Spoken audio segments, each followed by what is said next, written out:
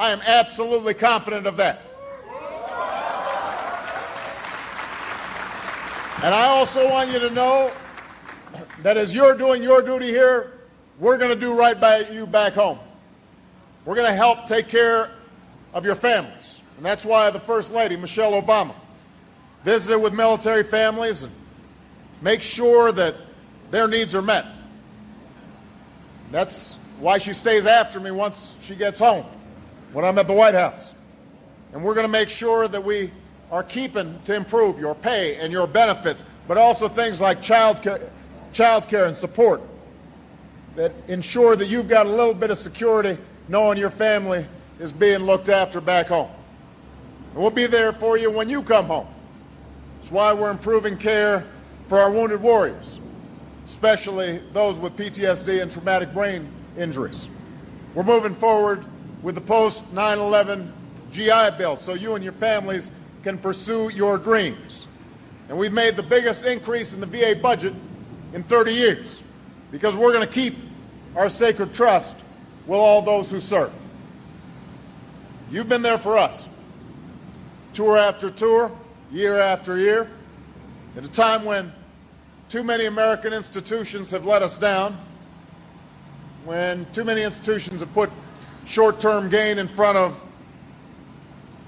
a commitment to duty and a commitment to what's right. You've met your responsibilities. You've done your duty. Not just when it's easy, but when it's hard. And that's why you've inspired your fellow Americans. And that's why you inspire me. That's why you've earned your place next to the very greatest of American generations. And all of you represent the virtues and the values that America so desperately needs right now. Sacrifice and selflessness, honor and decency. That's what I see here today. That's what you represent. I've seen your sense of purpose and your willingness to step forward and serve in a time of danger. I've seen it from the Marines I met at Camp Lejeune to the cadets at West Point, from the midshipmen at Annapolis to the troops I have met in Iraq and at bases across America and here in Afghanistan.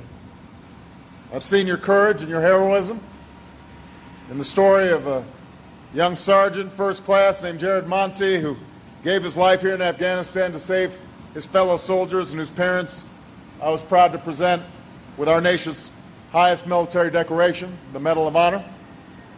I've seen your tenacity.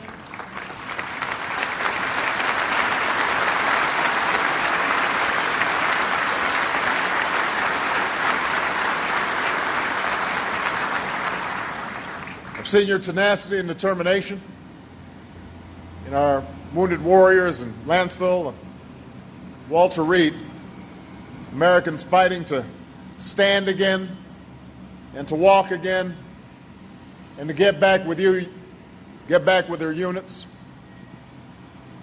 Incredible dedication, incredible focus, incredible pride.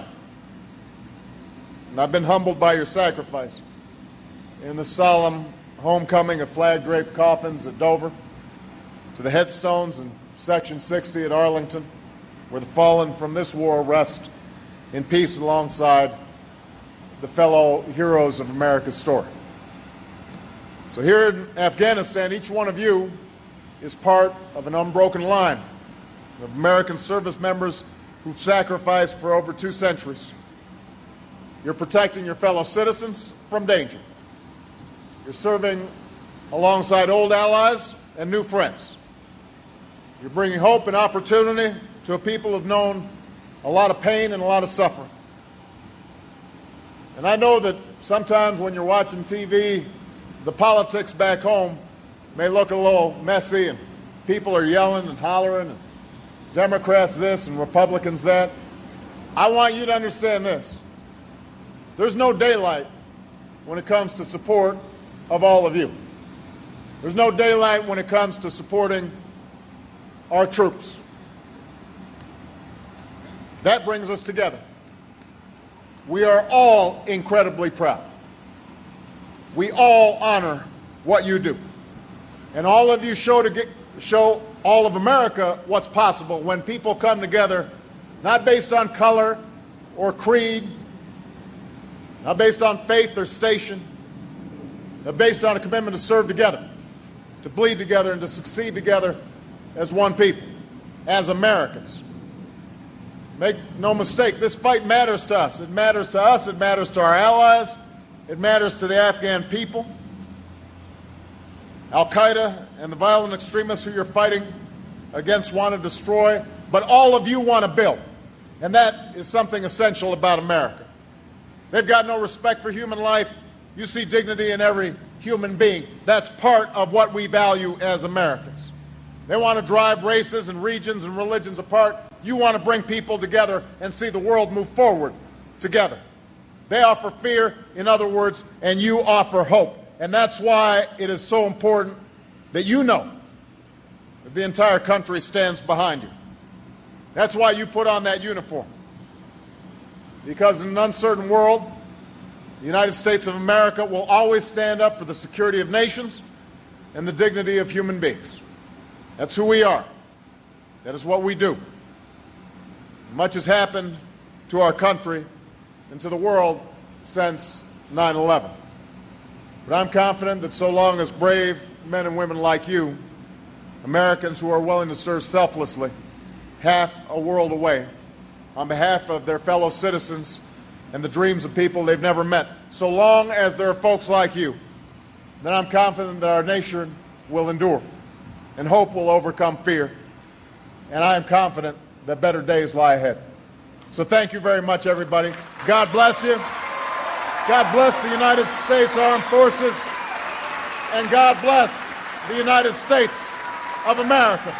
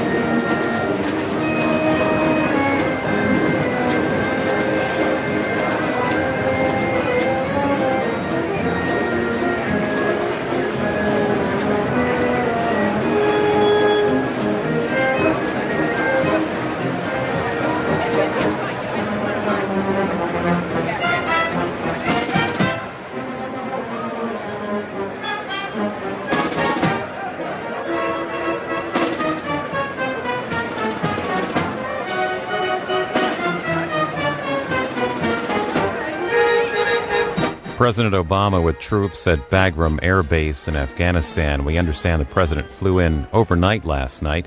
This was his second visit to Afghanistan. His first was in 2008 when he was a presidential candidate.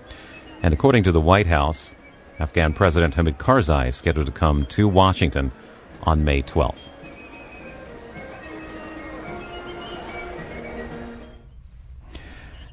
And we return now to